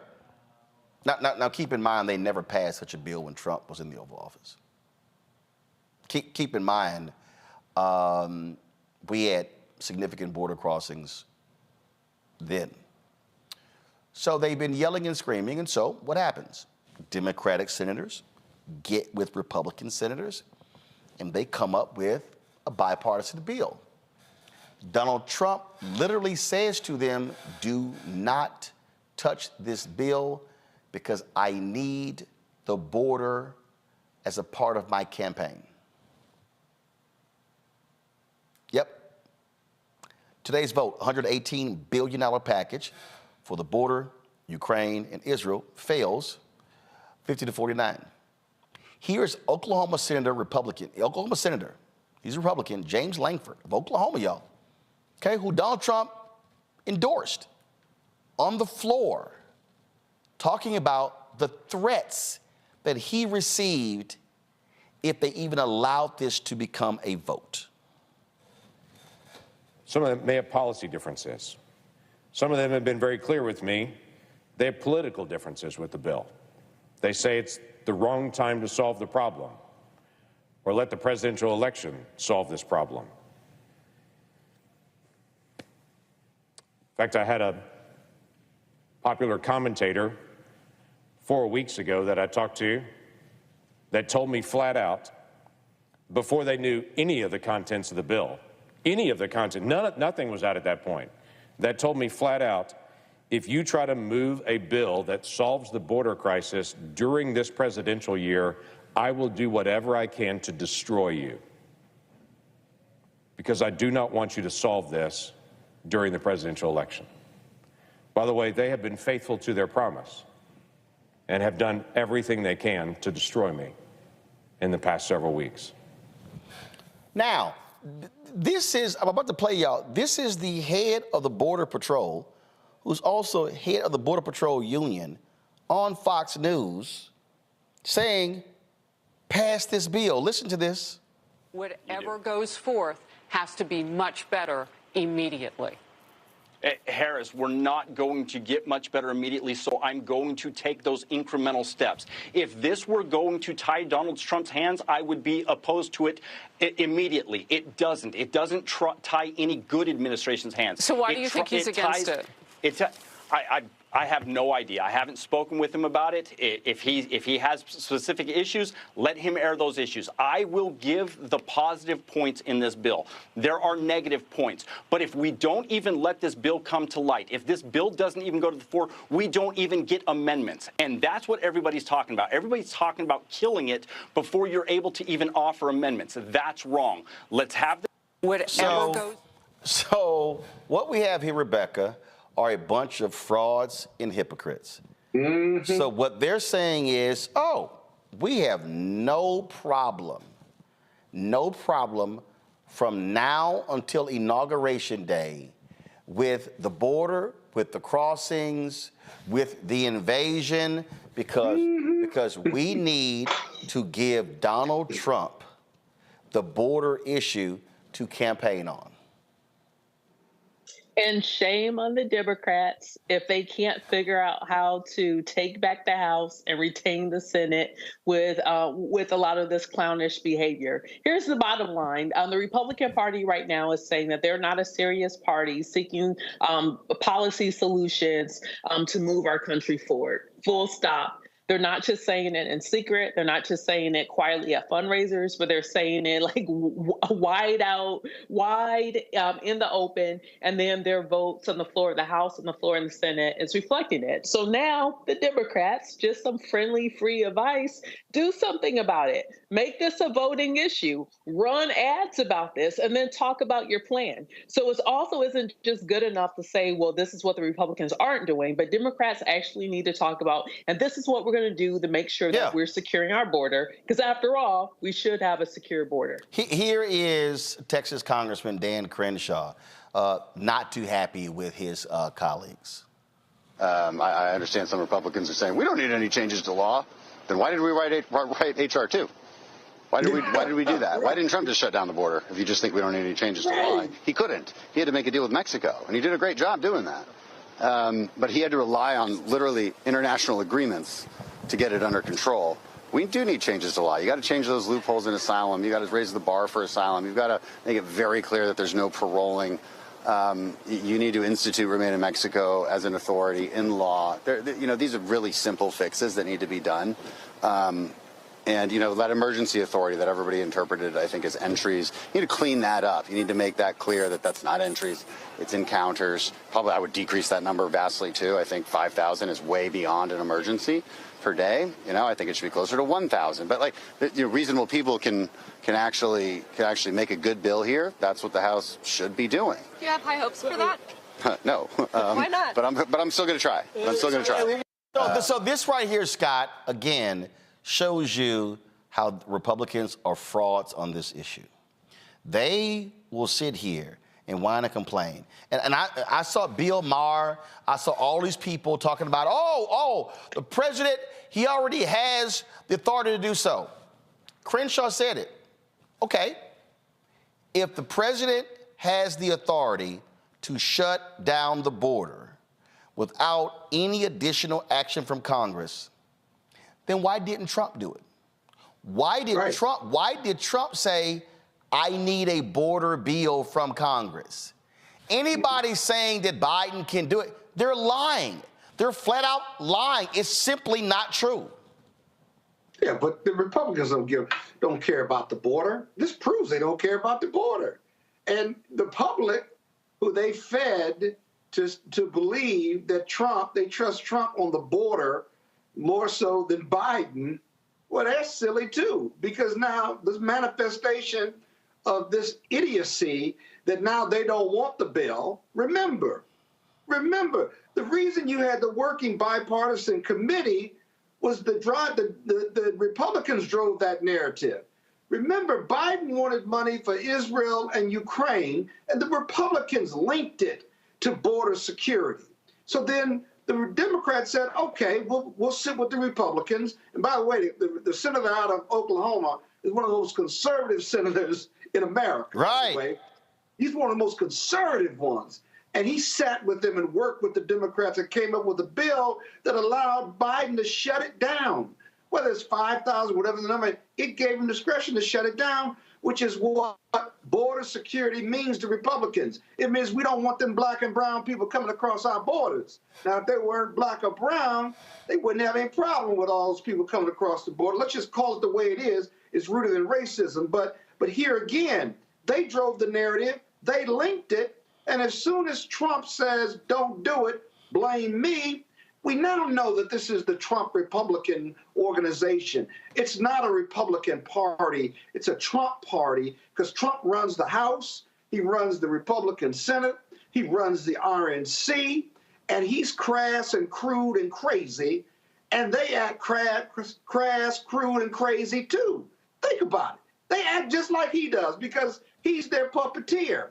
And so I don't want to hear the Republicans talk about the border anymore. We care about the border or Biden or they're going to impeach Mayorkas. They can't even impeach Mayorkas because even the Republican conservatives, some of them say, that's crazy. It's a policy piece. How you going to impeach Mayorkas at the same time have a bill that the Republicans put together and then you reject the bill. You throw Lankford under the bus. If you do that to your own, the hell you think you're going to do to the country? And I love. Go on, have at it, Roland. Have at it. I love seeing another Texas Republican, Chip Roy, literally say, Donald Trump, you're a liar. Listen to this. No, we're not going to just pass the buck and say that, oh, any president can walk in and secure the border. I saw former President Trump make that allegation earlier today on one of his social media posts. All the president has to do is declare the border is closed and it's closed. Well, with all due respect, that didn't happen in 2017, 18, 19, and 20. Right. There were millions of people who came into the United States during those 4 years. No, we're not. I mean, this is why I think all of this is so laughable, Rebecca, because they're lying. And the problem is you got all these people in this country and an increasing number of black people who are falling for the okie doke. Okay. Yeah. I see that they jump on my social media pages. You ain't saying nothing about this, nothing about that, and I'm like, y'all getting played. Here's the first thing. Okay. Here's the first thing that people have to understand. Most people in this country ain't got a damn clue about immigration in this country. They don't know shit about asylum. They don't understand that in this country, you can ask for asylum. There's actually an asylum process. Rebecca, they don't know jack about the visas. The number of people who are in this country on visas. How about Donald Trump's wife, Melania? Didn't she come into this country on like a genius visa or something like that? And then it expired or something like that. First of all, there's nothing about Melania Trump that's genius. And she could be. You just don't know. No. You just don't know. No, there's nothing. Maybe it's not an academic genius, Roland. Alone. Now, don't bring her into this. No. There's other forms of intelligence, Roland. Yeah, maybe that's what she had. It ain't genius. And then it's as old as time. It may not be genius, but it's as old as time. She has something going for her. Hey, leave her alone. Hey, she has y'all. something going Hey, for her. y'all. We finished the Fani and Wade segment a long time ago. Y'all. I'm like, the theme song of this show gonna be the whole Jodeci greatest hits. The way y'all going. The thing here that drives me crazy, and these people try to come at me, man, there you go, justifying immigration. They don't even understand the reality of immigration. Don't even understand when we talk about process, when we talk about, in terms of what's going on, when we talk about crossings, you literally can't shut the border. You can't. This is not the northern border with Canada where you have, you physically can't. But you do have to create a situation where you get under control what's happening. And when you have the head of Border Patrol, Border Patrol, the people that patrol the border, say... The union, by the way, union leaders. Say the resources in here, the methods in here, all these things, we need to combat it. They go, nah, because you know why? What we're going to see, Fox News, conservative radio, conservative digital, all we're going to hear from Republicans between now and Election Day, border. Because, Rebecca, they can't run on the economy. They can't run on any of that. They want to scare Americans, and they're scaring white people. They're taking your jobs. They're stealing from you. And black folks have fallen for that okie doke. And I'm not saying that we should not have a problem with having to provide resources. But guess what, y'all? In this country, you don't let people starve. You don't let people die. That's not what this country does. And for any black Republican out there who's running their mouths, please, by all means, tell me the difference between wet foot and dry foot. Because guess what? If you're Cuban, America can welcome you with open arms. But if you're Haitian, they send you back. Don't sit here and talk to me about immigration. Go right ahead, Rebecca. Well, according to conservative media, Trump built the wall, and it's a great wall. So because he built the wall, then we shouldn't be having a border crisis, right? Because if we have a wall, then that means that the border is shut down. Wait, no, he built it and Mexico paid for it. Yeah, he built it. The U.S. didn't have to pay for it. Mexico paid for it. It was the best people doing all the greatest things. So now we have this wall. So it's so nonsensical with how conservative media is talking about the border crisis and how they're actually talking about national security at the border. One thing that I would say that I would like the Biden administration to do is figure out if there's a way to increase the number of administrative judges to place them at the border so you could process folks seeking asylum a lot faster.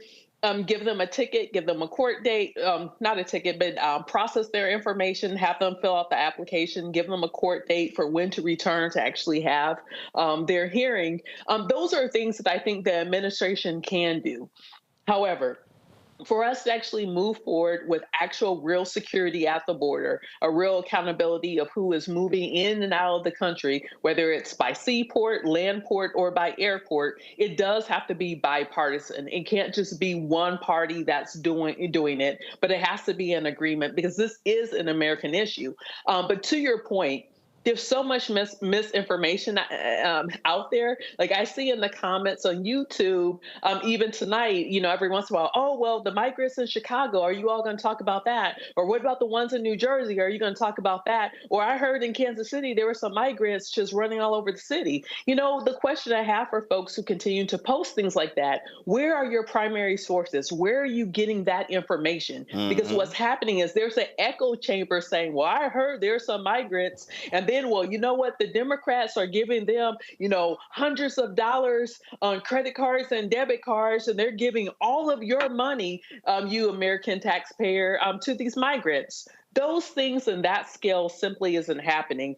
For example, many of the migrants who have been, in my opinion, illegally and forcibly bused or flown from Florida or from Texas under the Republican governors up to Martha's Vineyard, or even New York City, or even Washington, D.C., they're not living the best life. They are living basically in shelters or on the street. So many of them only have the clothes on their back. They don't have adequate food or shelter. So it's not like these people are coming into our country and they're really taking something from the average American.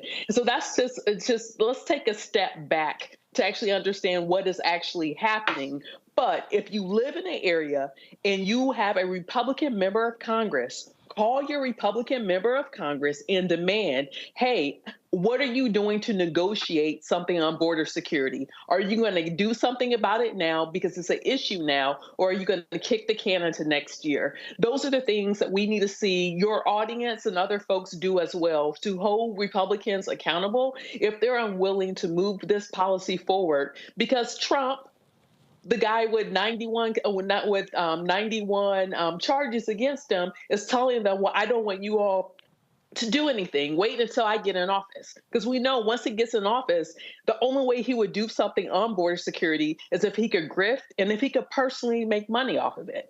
That's the kind of leader he has shown himself to be. Well, not only that, I want to do something here. I was sitting here, I was looking at something just the other day, and man, this jumped out at me. And again, this is one of those things that people don't like to talk about, deal with, because it's called facts. But Jerome Powell, who leads the Federal Reserve, he did an interview with Scott Pelley in 60 Minutes. And he said something that I've talked about. And folk told me, oh man, you champion this stuff. I said, no, this is what happens when you operate in facts.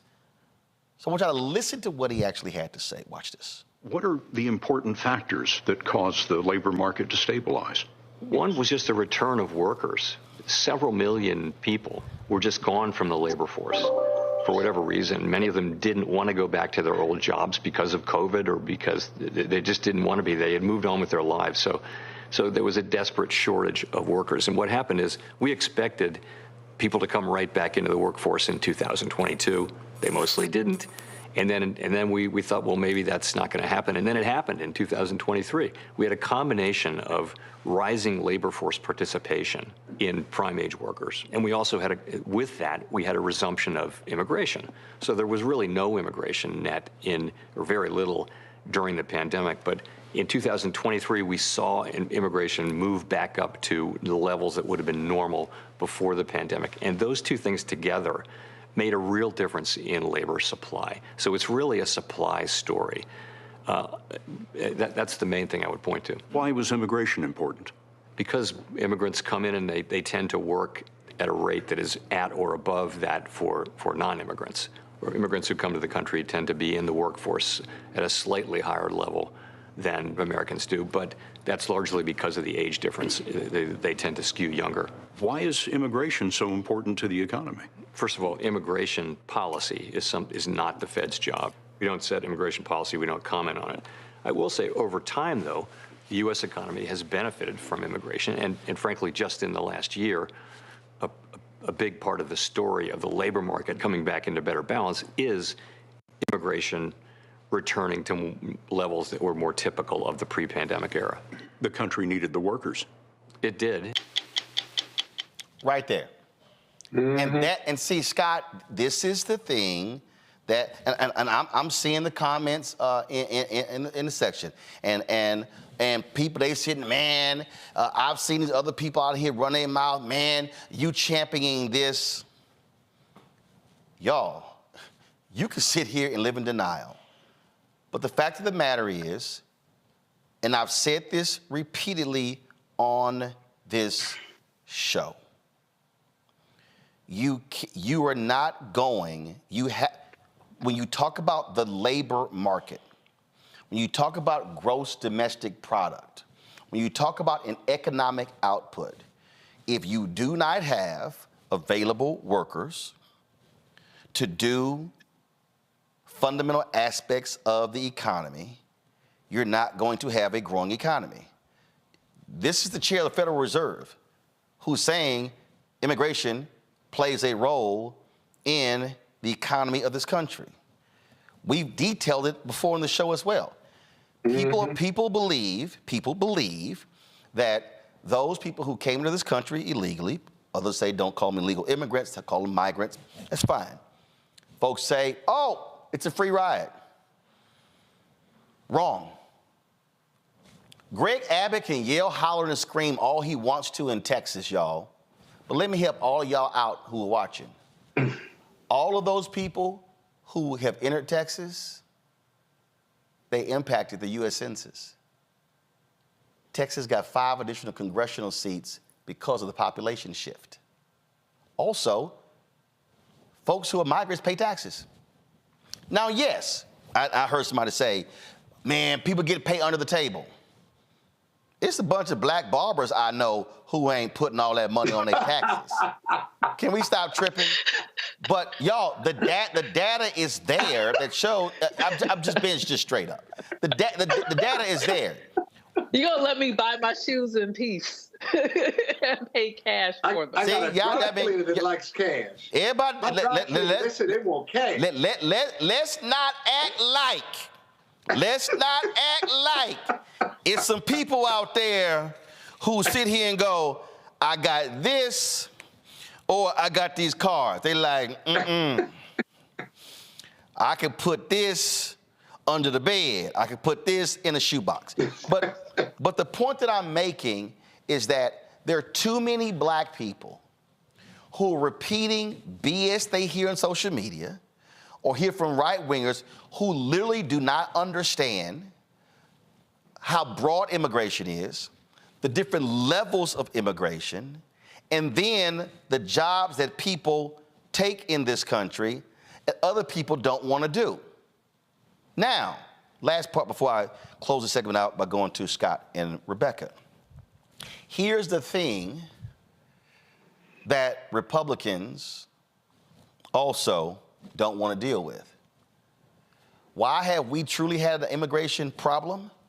It's because there's been an unwillingness to crack down on those companies that hire migrants. Exactly. Speak. Speak on it. Say again. Speak on it. Because it's so America true. requires cheap labor for our economy to run. Exactly. And without cheap labor in this country, our economy would not continue to grow.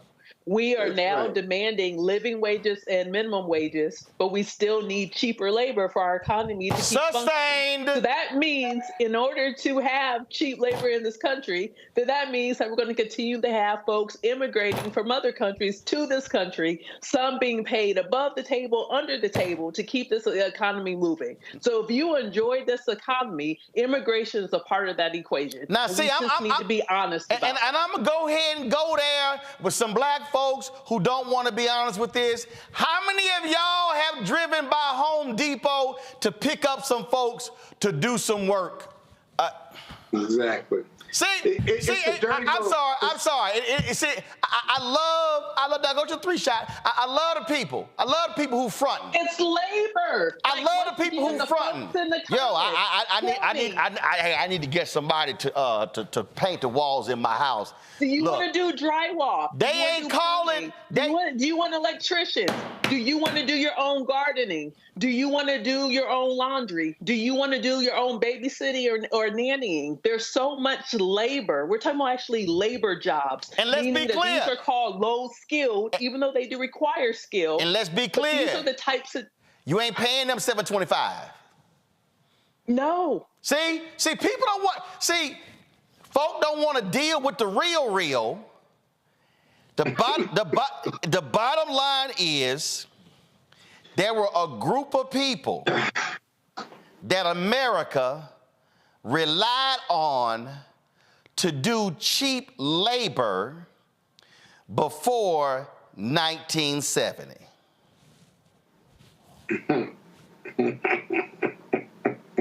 Who do they look like?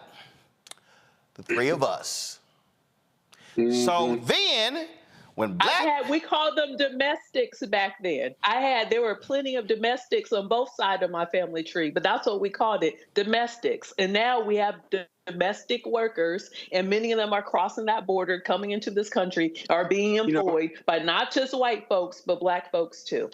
You know, Roland, the other thing is, it is the dirty little secret of immigration, what you're talking about, the labor demand for companies and corporations who advertise in Central and South America for migrants or folks there to come. They advertise. I've seen it in Mexico when I've been there.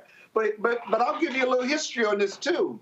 20 years ago, you'll know the date or the year, former President Fox of Mexico told Jesse Jackson 20 plus years ago, he said, my people will do the work that even your people won't do, and that the labor economy in the U.S. relies on my people and immigration.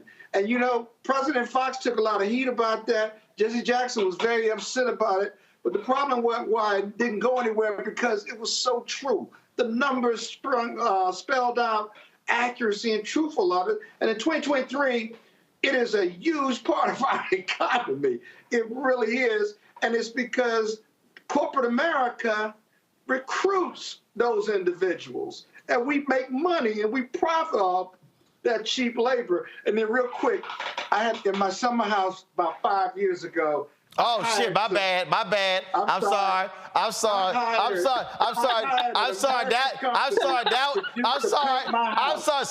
See, Scott, the bougie moment slipped at my summer house. The summer house. Yeah, I did, but I hired this black company to paint the outside of my house.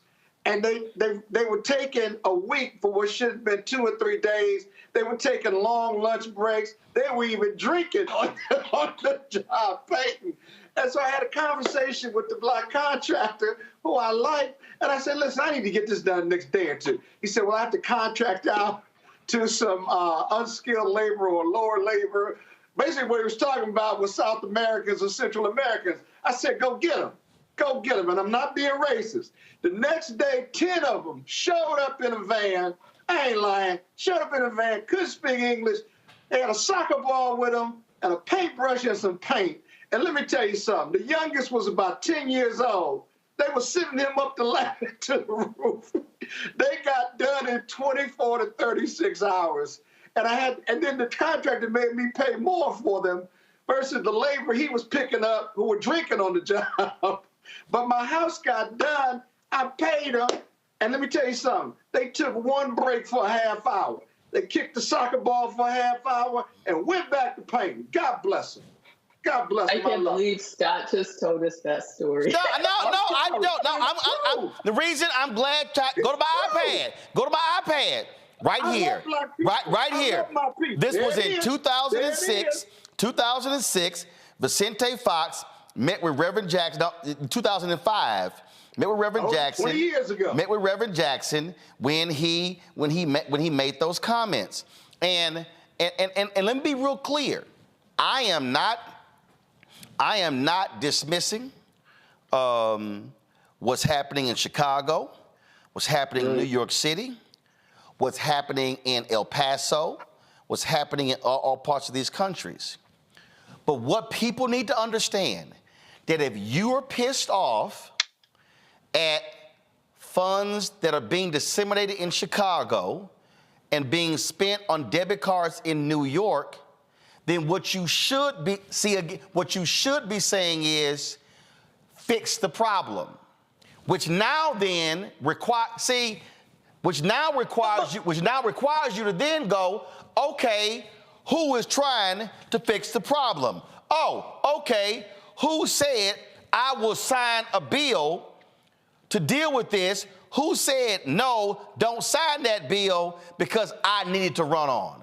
So again, you can be right now angry and emotional about the money being spent and black folks yelling, oh, y'all doing food, you're putting them up in these places, this, that, and the other, and we got needs as well.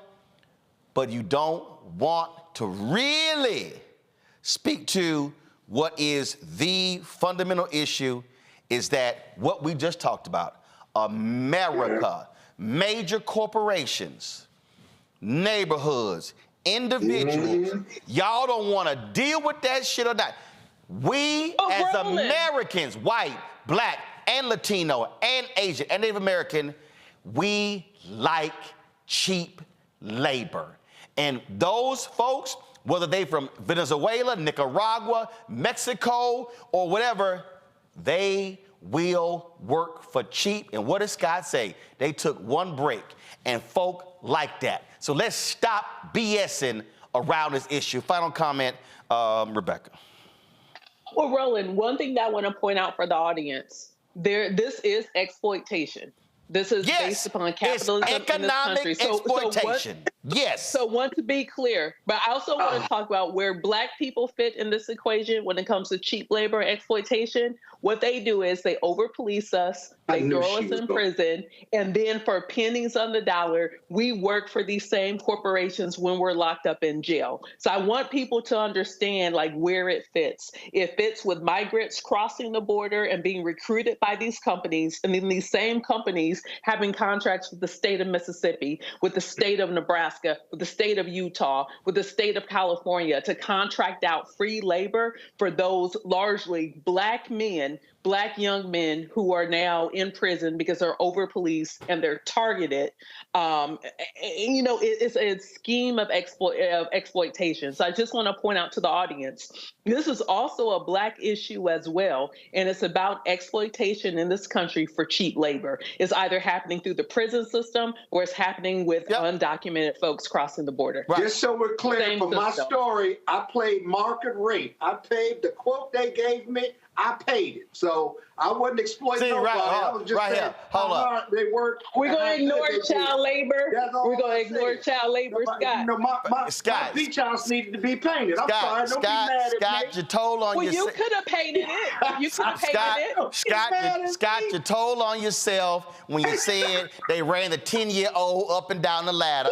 So now that was child labor. That was child labor. That was, hey, that's child labor. People would tell you anything. And the moment Scott said I paid market rate, you know he was not paying $15 an hour. Whatever they gave me, I paid. Whatever that's not market rate. Okay, that ain't. No. That's don't you dare judge me. That's market rate. That's the black market rate. I do the best I can out here. I'm trying to help people. I help people and vendors.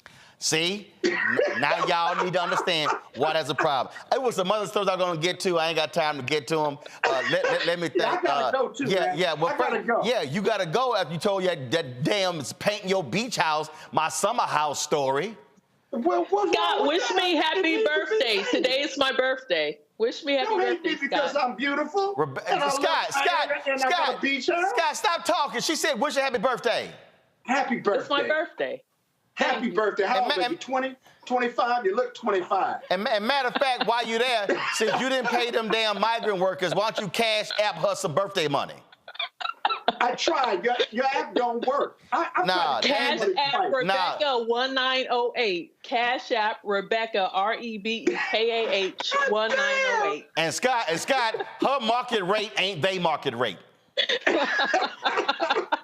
I gotta go. Rebecca, happy birthday. Thanks a bunch. All right, y'all. That's it. That is it for us. Lord have mercy. Lord, black people. That is it, y'all. Please support us in what we do. Join our Bring the Funk fan club.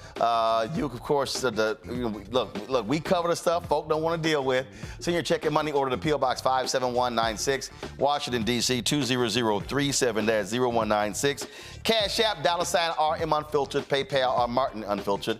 Venmo is RM Unfiltered, Zelle, Roland at RolandSMartin.com, Roland at RolandMartinUnfiltered.com. And, of course, you can also support us. Get my book, White Fear, How the Browning of America is Making White Folks Lose Their Minds, available at bookstores nationwide. Download the Black Star Network app. Of course, you know where to get that. Apple phone, Android phone, Apple TV, Android TV, Roku, Amazon Fire TV, Xbox One, Samsung Smart TV, and watch our 24-hour streaming channel, Amazon News, by going to Amazon Fire. Tell Alexa play news from the Black Star Network. Amazon, you can also Plex TV, Amazon Freevee, Amazon Prime Video. Folks, that's it. Let me shout out Lane College. So Lane, this is one of the places where y'all know I only wear gear where I visit. And so I gave a commencement speech at Lane. And so Lane was like, yo, we ain't never seen you with gear. I said, y'all ain't sent me none. So they sent me this, what do you call it? This is like rugby shirt. So shout out to Lane College for sending me this rugby shirt. I appreciate it and hope to see y'all soon. All right, y'all take care. Holla! Black Star Network is here. Oh, no punch! I'm real revolutionary right now. Thank you for being the voice of Black America. All momentum we have now, we have to keep this going. The video looks phenomenal. See, there's a difference between Black Star Network and black-owned media and something like CNN. You can't be black-owned media and be scared. It's time to be smart. Bring your eyeballs home. You dig?